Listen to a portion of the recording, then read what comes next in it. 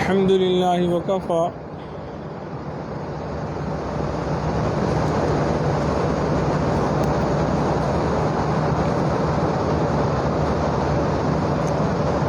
الحمد لله وكفى وسلام على عباده الذين اصطفى أما بعد فأعوذ بالله من الشيطان الرجيم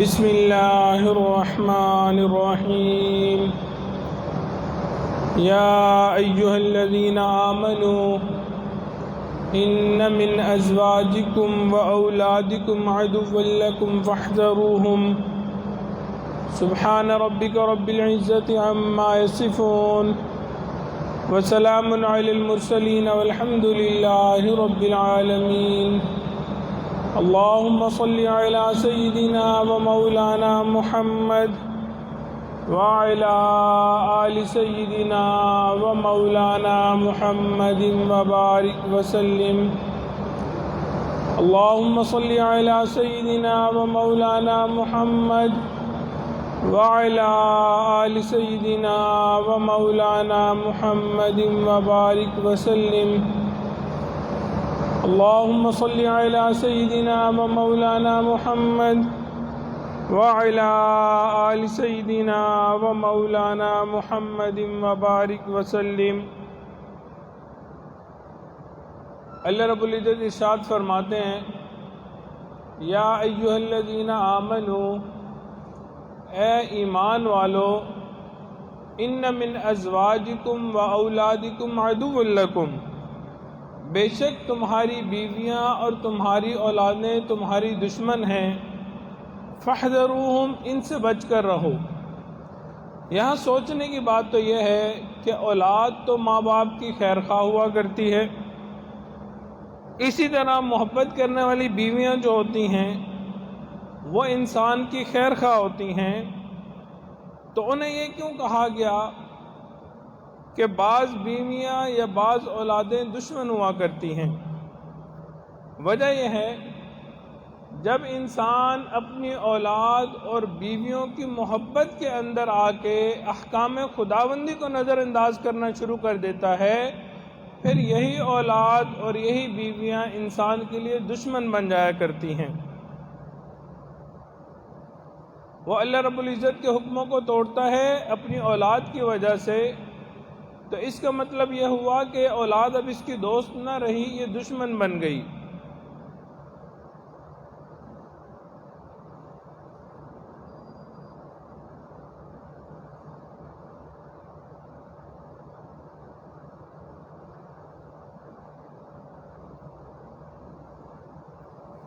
اسی لیے ہر وہ چیز جو اللہ رب العزت کے راستے میں جانے میں رکاوٹ بنے وہ انسان کی دوست نہیں ہوا کرتی۔ کیوں؟ ہمارا اس دنیا میں آنے کا مقصد اللہ رب العزت کی رضا حاصل کرنا ہے، اللہ رب العزت کو منانا ہے۔ آج کے دور میں ایک عجیب ترتیب ہے، مرد کے پاس اگر مال ہو تو اس کو خوش بخت سمجھا جاتا ہے، اور عورت کے پاس اگر جمال ہو تو اس کو خوش بخت سمجھا جاتا ہے۔ مرد کے اخلاق اچھے نہ ہو، شخصیت اچھی نہ ہو، اس کی زندگی میں جھوٹ اور سچ کا فرق ختم ہو چکا ہو، ان چیزوں کو کوئی نہیں دیکھتا، صرف یہ دیکھا جاتا ہے کہ وہ ملینر ہے، بینک بیلنس اس کا بھرا ہوا ہے، خوب مال پیسے والا بندہ ہے، یہ اچھا انسان ہے۔ اگر عورت نیک ہے، پردہ دار ہے، باحیا ہے، با اخلاق عورت ہے، سلیقہ شعار ہے، ان چیزوں کو بعد میں دیکھتے ہیں، پہلے اس کی خوبصورتی کو دیکھا جاتا ہے۔ تو عورت کا حسین ہونا آج کے دور میں خوش بختی کی علامت بن گیا، حالانکہ اس کی بجائے نیکوکار ہونا خوش بختی کی علامت ہونا چاہیے تھا۔ تو ہم اس بات کو سمجھ لیں، کچھ چیزیں ایسی ہوتی ہیں جو بظاہر محسوس نہیں ہوتی لیکن راستے کی رکاوٹ بن جایا کرتی ہیں۔ چنانچہ 3 منزلیں ہیں اور ان 3 منزلوں کے لیے 3 رکاوٹیں موجود ہیں۔ پہلی منزل قبر ہے جو ہماری منزل ہے اور غفلت اس کے راستے میں رکاوٹ ہے. دوسرا آخرت ہماری منزل ہے اور دنیا اس کے راستے میں رکاوٹ ہے. اور تعلق باللہ، اللہ رب العزت سے جو تعلق ہے وہ ہماری منزل ہے اور نفس اس کی راستے میں رکاوٹ ہے. تو ہم آج اسی عنوان سے اس بارے میں بات چیت کریں گے کہ کون سی 3 منزلیں ہیں اور کون سی 3 رکاوٹیں ہیں.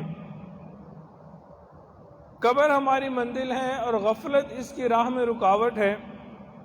اس حقیقت کو ہر بندہ جانتا ہے کہ ہر انسان نے مرنا ہے اور ایک نہ ایک دن قبر کے اندر جانا ہے.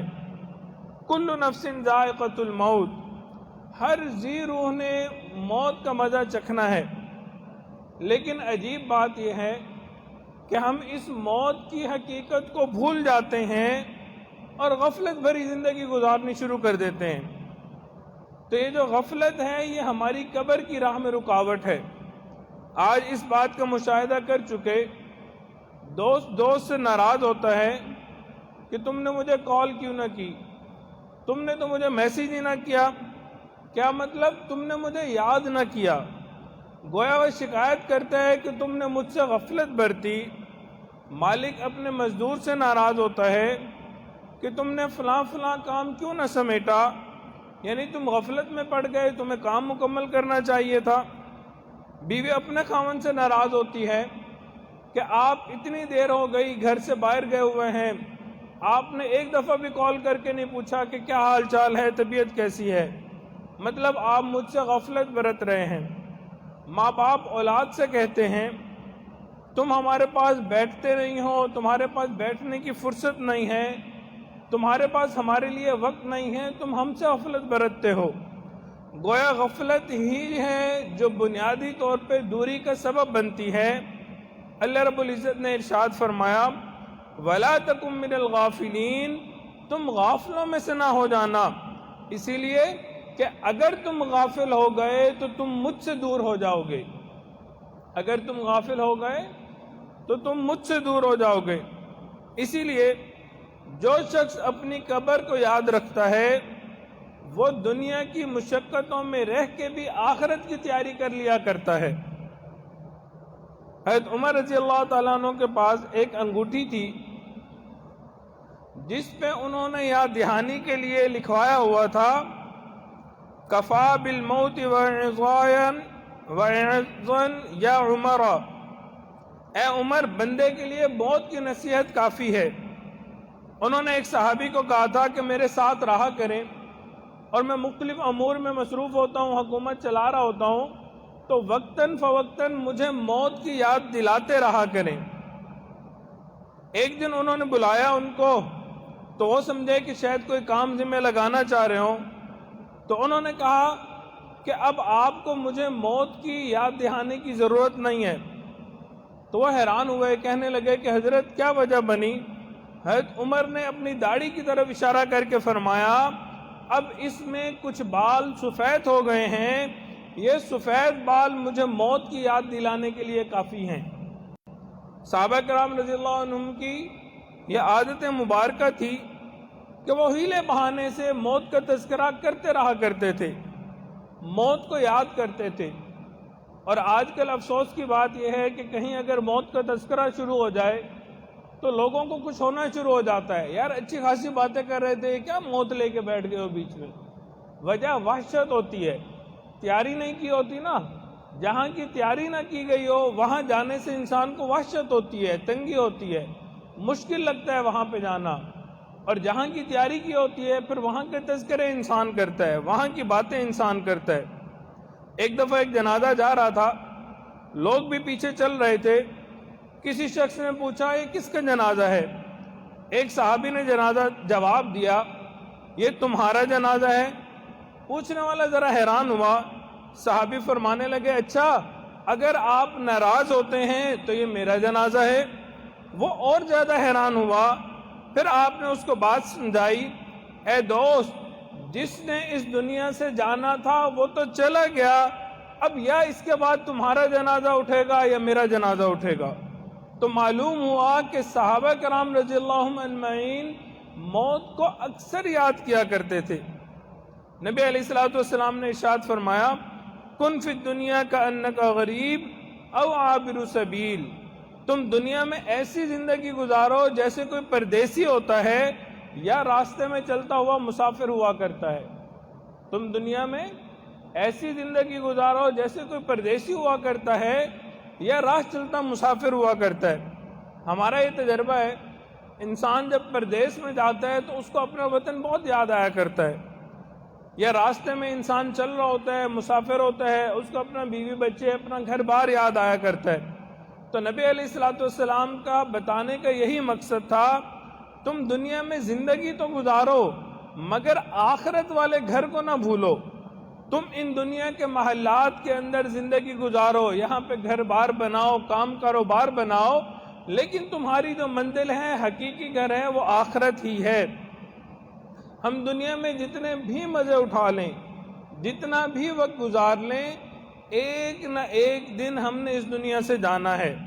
تو نبی علیہ الصلوۃ والسلام نے فرمایا لذتوں کو توڑ دینے والی چیز موت کو یاد کیا کرو۔ چنانچہ ایک بزرگ تھے، ان کے سامنے کسی نے تذکرہ کیا، حضرت فلاں بندہ تو مرتے مرتے بچ گیا۔ وہ مسکرائے اور کہنے لگے وہ مرتے مرتے بچ گیا بلکہ وہ بچتے بچتے مر گیا۔ بالآخر تو بندے نے مرنا ہی ہے، ایک نہ ایک دن مرنا ہے، وہ جتنی دفعہ بچ جائے مرنے سے ایونچولی اس نے مرنا ہے۔ اور جب انسان کے اوپر غفلت آ جاتی ہے تو حقیقی طور پہ وہ مر چکا ہوتا ہے۔ غفلت کی چند صورتیں ہیں۔ ایک صورت یہ ہے کہ موت سے بے پرواہی ہو، جیسے آج انسان کی زندگی ہے، ظاہری طور پہ مال پیسہ چاہیے، گھر بار چاہیے، کام کاروبار چاہیے، کاریں اور بہاریں چاہیے، روٹی اور بوٹی چاہیے۔ اگر انسان کے پاس یہ چیز ہو تو انسان کہتا ہے بہت اچھا میرا گھر گزر رہا ہے، گھر بسر اچھا ہو رہا ہے، میرا بہت اچھی زندگی گزر رہی ہے۔ چنانچہ ایک دفعہ حضرت جی دامت برکاتہم عالیہ فرماتے ہیں کہ میں نے کسی شخص سے پوچھا تمہارا کیا حال ہے؟ تو کہنے لگا جو گزر جائے واہ واہ، جو گزر جائے واہ واہ۔ حالانکہ اس شخص کی پورے دن میں 5 نمازیں پوری نہیں ہوا کرتی تھیں، غفلت اتنی تھی کہ جو کہہ رہا ہے کہ جو گزر جائے واہ واہ، یہ صرف ان لوگوں کی بات ہے جو پکے دنیا دار لوگ ہوتے ہیں۔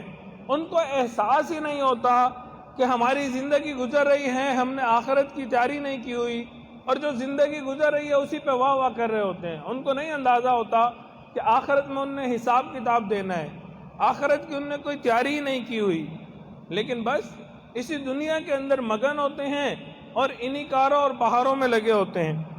غفلت کی دوسری صورت یہ ہوتی ہے کہ انسان کے اعمال میں سستی ہونے لگ جائے، مثلا فرض نمازیں قضا ہونی شروع ہو جائیں، تلاوت میں سستی ہونی شروع ہو جائے، معمولات پورے انسان نہ کرے، یہ فرائض تو انجام دے رہا ہے، سنتیں ادا نہیں کرتا۔ اور آج کل یہ بہت عام چیز ہے، انسان مسجد میں ایک تو آتا نہیں، اگر آئے تو فرض پڑھے اور بھاگنے کی یعنی مسجد میں اس طرح کہ اس کو سانس آنا مشکل ہے، مشکل سے فرض پڑھتا ہے اور بھاگ جاتا ہے، سنتیں اور نفل تو بہت دور کی بات ہے۔ بس یہ کوشش ہوتی ہے کہ ہماری نیندیں پوری ہو جائیں، ہمیں خوب ڈٹ کے کھانے کو ملے اور جم کے سونے کو ملے۔ اور ایک صورت یہ ہے کہ بعض لوگوں کا شام کا کھانا باہر کھانے کی عادت ہوتی ہے۔ ابھی تو کووڈ کی وجہ سے شاید کم ہو گیا، ورنہ ہم نے بعض شہروں میں دیکھا کہ کئی فیملیز کا شام کا کھانا باہر ہمیشہ کے لیے ڈن ہے، یعنی انہوں نے گھر میں کھانا ہی نہیں بنانا ہوتا کہ رات میں پوری فیملی نے باہر جانا ہے، باہر ڈنر کرنا ہے جا کے، گھر میں کھانا نہیں کھانا۔ اور اس کھانے کے چکر میں بیٹھے رہتے ہیں، گپ شپ ہوتی رہتی ہے، میوزک چل رہا ہوتا ہے اور لمبا وقت گزر جاتا ہے، حتیٰ کہ بعض اوقات پوری رات اسی چکر میں گزر جاتی ہے کہ دوستوں یاروں کی محفلوں میں بیٹھے ہیں، کھانے چل رہے ہیں، نہ عشاء کی نماز کا پتہ ہوتا ہے اور فجر کے قریب جا کے سوتے ہیں اور فجر بھی پھر قضا ہو جاتی ہے، تو نمازوں کا احساس ہی نہیں ہوتا۔ تو قبر ہماری منزل ہے، اور غفلت اس کی راہ میں رکاوٹ ہے۔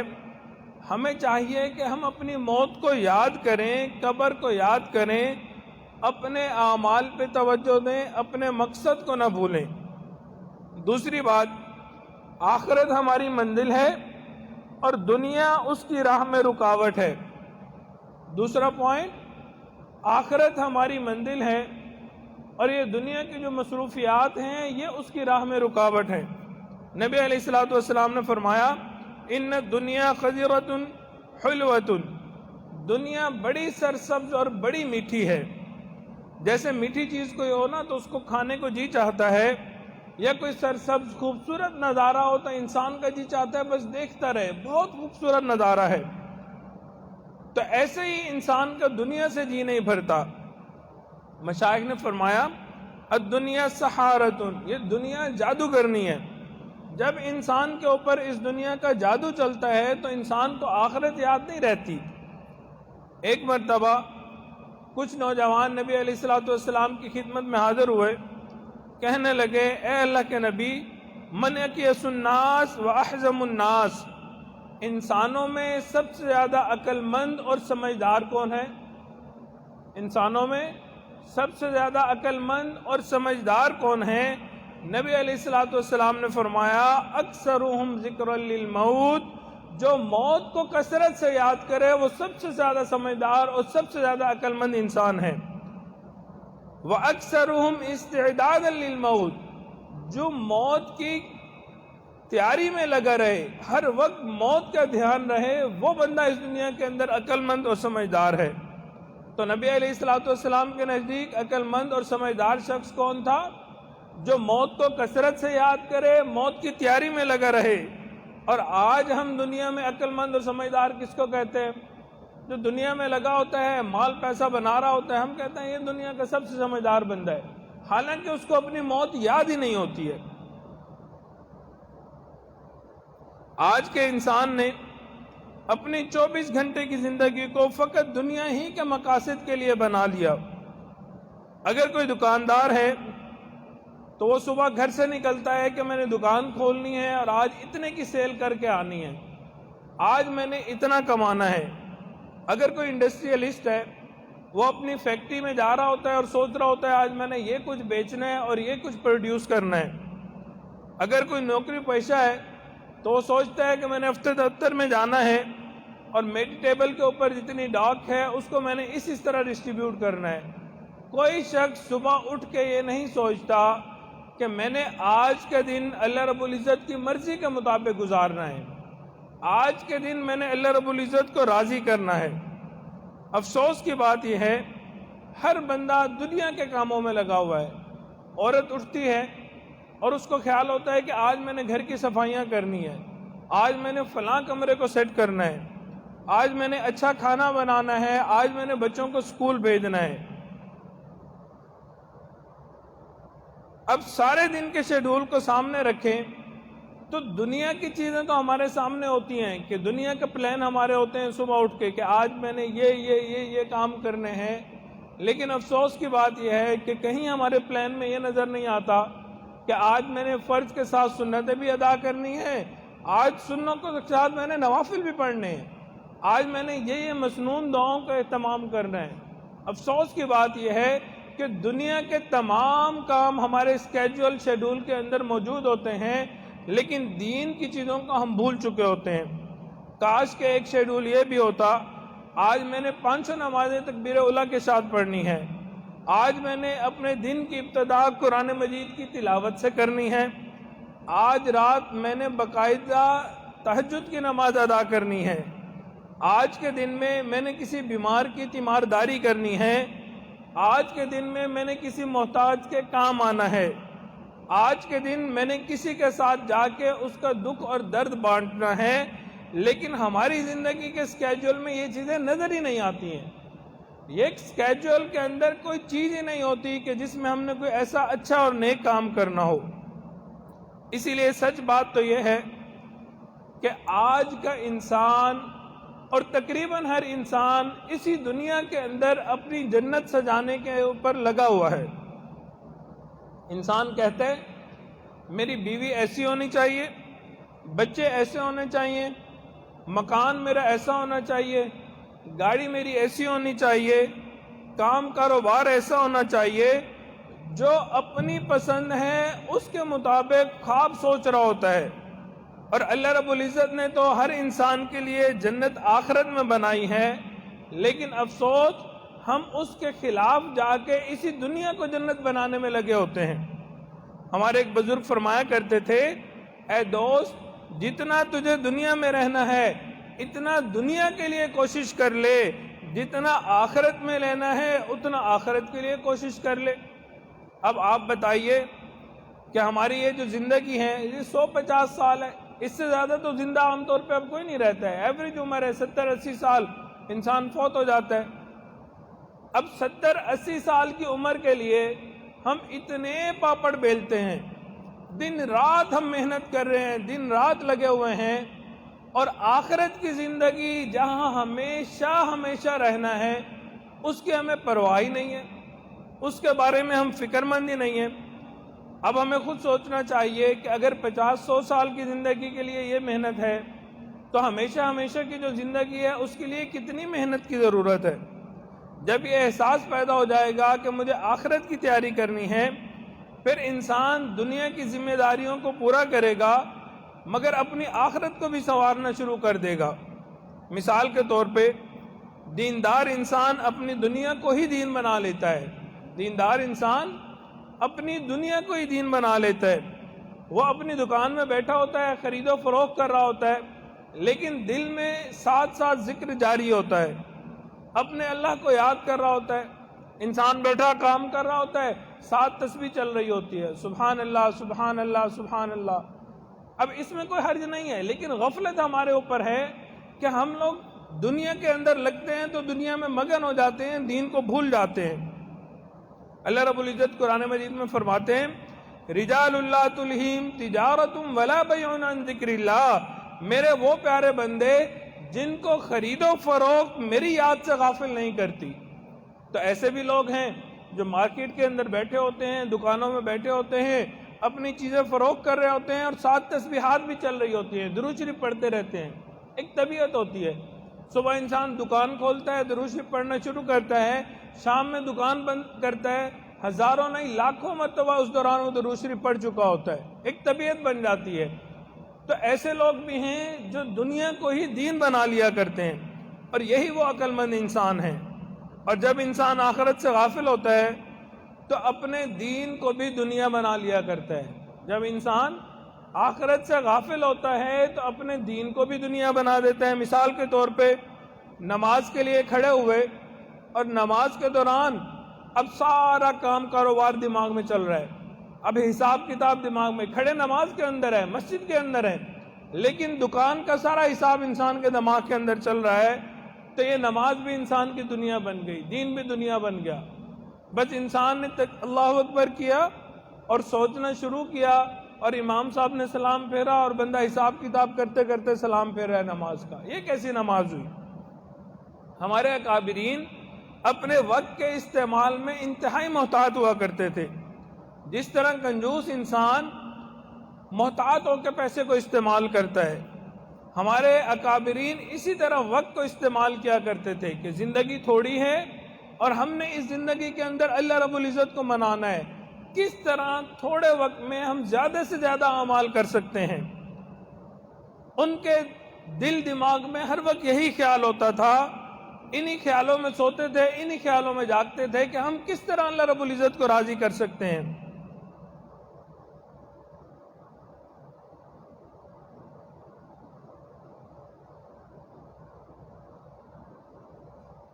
ہمارے اکابرین نے فرمایا، دنیا کام کی جگہ، قبر آرام کی جگہ، اور جنت عیش کی جگہ۔ ایک حدیث مبارکہ میں آتا ہے، اللہ رب العزت نے جب سے اس دنیا کو بنایا ہے کبھی اس کو محبت کی نظر سے نہیں دیکھا، جب سے اس دنیا کو بنایا ہے کبھی محبت کی نظر سے نہیں دیکھا۔ اور ہمیں دیکھا جائے تو ہم ہر وقت دنیا کمانے میں لگے ہوئے ہیں۔ ایک حدیث مبارکہ میں اللہ رب العزت قیامت کے دن دنیا کو بلائیں گے، وہ ایک بڑھیا کی شکل میں ہوگی، اللہ رب العزت حکم فرمائیں گے کہ تم اب جہنم میں چلی جاؤ، وہ بڑھیا جہنم میں جانے لگے گی، اس کو حکم ملے گا تو وہ کہے گی کہ جو جو میرے ساتھ اس دنیا میں تھے ان کو بھی میرے ساتھ بھیج دیا جائے۔ کیوں؟ محبوب علیہ الصلوۃ والسلام نے فرمایا المرء مع من احب، انسان اسی کے ساتھ ہوگا جس سے اس کو محبت ہوگی۔ تو وہ کہے گی کہ جو میرے چاہنے والے ہیں، جو مجھ سے محبت کرنے والے ہیں، ان کو بھی میرے ساتھ بھیجا جائے۔ چنانچہ اللہ رب العزت فرمائیں گے جتنے لوگوں کے دلوں میں دنیا کی محبت موجود تھی، جو دنیا کو پوجتے تھے، دنیا کو چاہتے تھے، دنیا کو دین کے اوپر مقدم رکھا کرتے تھے، ان کو بھی اس کے ساتھ جہنم میں بھیج دیا جائے۔ اب تو گھبرا کے یہ کہتے ہیں کہ مر جائیں گے، اب تو گھبرا کے یہ کہتے ہیں کہ مر جائیں گے، مر کے بھی چین نہ پایا تو کدھر جائیں گے۔ تو قبر انسان کی منزل ہے، اور یہ جو دنیا ہے یہ انسان کو اس سے غفلت میں ڈالے ہوئے ہے۔ تیسری بات، تعلق باللہ، اللہ رب العزت سے جو تعلق ہے وہ ہماری منزل ہے، اور نفس اس کی راستے میں رکاوٹ ہے۔ اللہ رب العزت سے تعلق جوڑنا، اللہ رب العزت کا قرب پانا، اللہ رب العزت کو راضی کرنا، اللہ رب العزت کو منانا، یہ ہماری منزل ہے، لیکن اس کے راستے میں جو رکاوٹ ہے وہ ہمارا نفس ہے۔ آپ نے الفاظ سنے ہوں گے، زر پرستی، زن پرستی، خواہش پرستی، یہ سب کی سب بت پرستی کی ایک اقسام ہے۔ خدا پرستی کچھ اور چیز ہے۔ اللہ رب العزت قرآن مجید میں ارشاد فرماتے ہیں ارأیت من اتخذ الہہ ہوا، کیا دیکھا آپ نے اس کو جس نے اپنی خواہشات کو اپنا معبود بنا لیا؟ یعنی ایسے شخص کو دیکھا کہ وہ اپنی خواہشات کو پوجتے ہیں، ان کے پیچھے لگا ہوا ہے، یعنی رب معبود نہیں رہا، انسان کی خواہشات اس کا معبود بن گئی۔ ایک حدیث مبارکہ میں ہے دنیا میں اللہ رب العزت کے بعد سب سے زیادہ نفس کی پرستش کی گئی، کسی بت کو اتنا نہیں پوجا گیا جتنا نفس کے بت کو پوجا گیا۔ بایزید بستامی رحمۃ اللہ علیہ فرماتے ہیں میں نے ایک رات خواب میں اللہ رب العزت کا دیدار کیا، میں نے پوچھا اے اللہ میں آپ تک آنا چاہتا ہوں، کیسے آؤں؟ اللہ رب العزت نے فرمایا دع نفسک وتعالی، اپنے نفس کو چھوڑ دے میرے تک آ جا۔ اس لیے بایزید بستامی رحمۃ اللہ علیہ فرماتے تھے جنت 2 قدم کے فاصلے پہ ہے، جنت 2 قدم کے فاصلے پہ ہے۔ کسی نے پوچھا حضرت کیسے جنت 2 قدم کے فاصلے پہ ہے؟ فرمایا پہلا قدم تیرا نفس میں ہوگا، دوسرا قدم آٹومیٹکلی جنت میں ہوگا۔ آج نفس کی اتنی زیادہ پوجا کی جا رہی ہے، اتنی زیادہ کہ تاریخ انسانیت میں کبھی نفس کی اتنی پوجا نہیں کی گئی۔ اس وقت غیر محرم کا فتنہ اپنے کلائمیکس کے اوپر ہے۔ حدیث مبارکہ میں نبی علیہ الصلوۃ والسلام نے فرمایا میں نے اپنی بعد امت کے مردوں کے لیے عورت سے بڑا فتنہ کوئی نہیں چھوڑا۔ تو مردوں کے لیے سب سے بڑا فتنہ عورت ہے، اور قرآن مجید اس آیت کی اس بات کی تصدیق کرتی ہے۔ فرمایا زین للناس حب الشہوات من النساء، ہم نے مزین کر دیا انسانوں کے لیے شہوات کی محبت کو جیسے عورتیں۔ تو انسان کے لیے سب سے بڑا فتنہ عورت ہے۔ شیطان عورت کے دل میں ڈالتا ہے تم نے بن سنور کے گھر سے نکلنا ہے، تو وہ عورت بنتی ہے، سنورتی ہے کہ جی میں جاؤں گی، مجھے کولیگز دیکھیں گے، راستے میں جاتے ہوئے لوگ دیکھیں گے، زیادہ خوشبو لگاتی ہے، ذرا حسن کا پیکر بن کے نکلتی ہے، اور پھر اللہ کے بندوں کو اللہ سے توڑتی پھرتی ہے۔ اگر عورت کا تیار ہونا اپنے خامن کے لیے ہے، حلال تعلقات کے لیے ہے، وہ بالکل جائز ہے، اس کو تیار بھی ہونا چاہیے، خوشبو بھی لگانی چاہیے، صاف ستھرا بھی رہنا چاہیے، اور اگر مقصد غیر محرم کو اٹریکٹ کر رہے ہیں تو یہ بالکل ناجائز ہے۔ اور آج کل اس کی استدعا اس طرح ہوتی ہے کہ نوجوان لڑکے اور لڑکیاں ان کے دل میں خیال آتے ہیں ہم نے شادی کرنی ہے، اور وہاں سے وہ ایک دوسرے کے ساتھ تعلق بنانا شروع کرتے ہیں۔ چنانچہ آج کل غیر محرم لڑکے اور لڑکیوں کی آپس میں باتیں بہت کامن چیز ہے، اور افسوس کی بات یہ ہے کہ یہ صرف کالج یونیورسٹیوں میں نہیں ہے، ہر جگہ یہ کامن ہے۔ آپ مدرسہ لے لیں، آپ مسجد لے لیں، آپ کوئی جگہ لے لیں، ہر طرف یہ اتنا عام فتنہ ہو چکا ہے کہ الامان والحفیظ، اس لیے حضرت جی دامن برکاتہم عالیہ بہت پہلے سے فرماتے ہیں یہ جو ہماری پاکٹس میں سیل فون ہے یہ سیل فون نہیں ہیلتھ فون ہے. وجہ اگر ہم صحیح استعمال کریں گے تو اس سے فائدہ لے سکتے ہیں، اور اگر اسی فون کو غلط استعمال کریں گے تو یہی فون ہمیں جہنم میں لے جانے کا سبب بن جائے گا.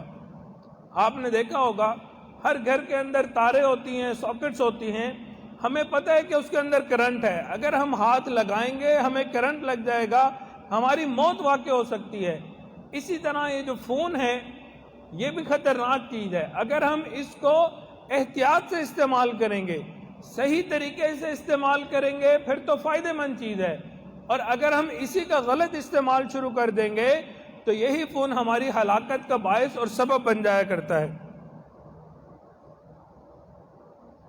تو آج کے دور میں عجیب ترتیب ہے کہ انسان غفلت کے اندر پڑا ہوا ہے.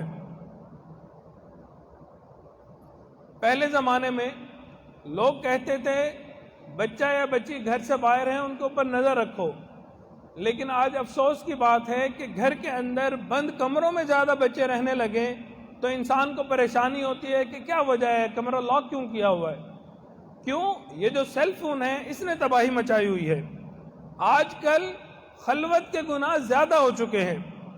اس کا مطلب کیا ہے کہ دل میں اللہ رب العزت کا ڈر نہیں ہے. جب انسان کے دل میں اللہ کا ڈر نہیں ہوتا پھر انسان خلوت کے گناہ کرتا ہے. حدیث مبارکہ میں ہے قیامت کے دن اللہ رب العزت جن لوگوں کی طرف آنکھ اٹھا کر نہیں دیکھیں گے ان میں ایک زانی ہوگا اور دوسرا بے پردہ عورت ہوگی.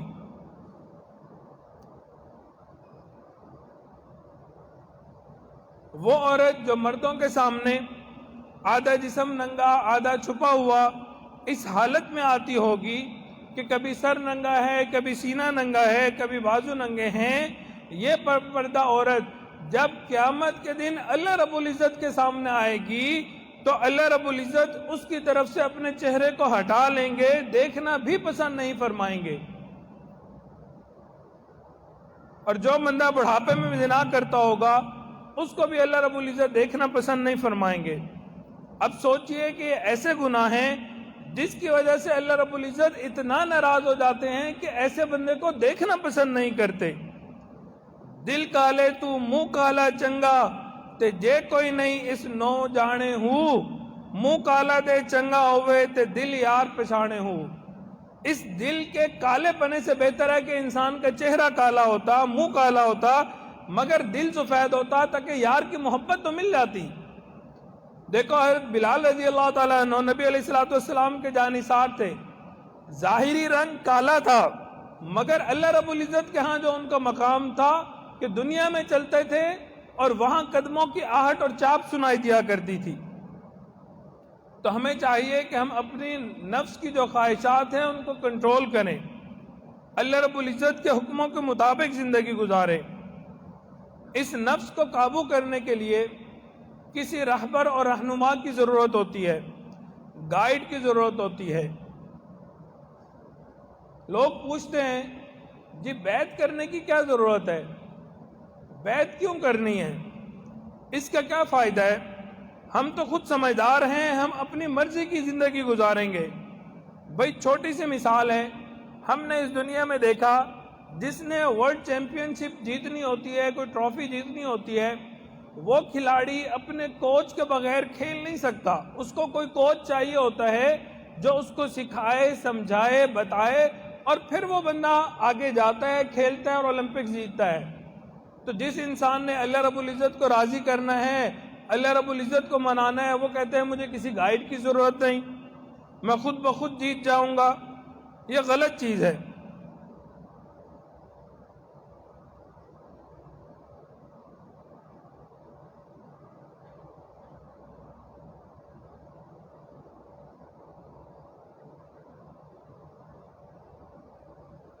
ہمیں چاہیے کہ ہم اپنی زندگی اللہ رب العزت کی رضا حاصل کرنے کے لیے لگائیں.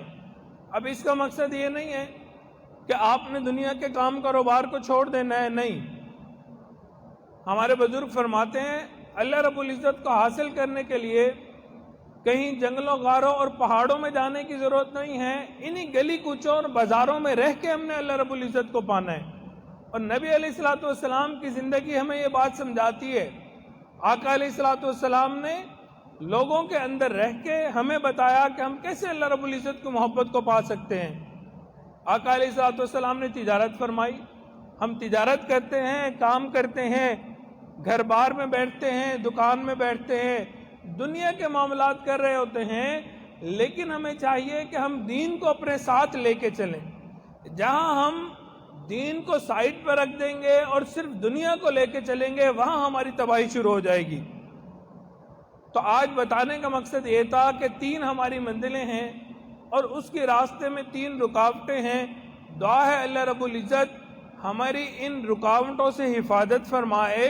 اللہ رب العزت ہمیں ہماری صحیح منزلیں عطا فرمائے اور اس زندگی میں اللہ رب العزت کو راضی کرنے کی توفیق عطا فرمائے، اور کل قیامت کے دن اللہ رب العزت محبت کی نظر سے ہمیں دیکھیں اور محبت کے ساتھ راضی ہو کے ہمیں جنت عطا فرمائیں.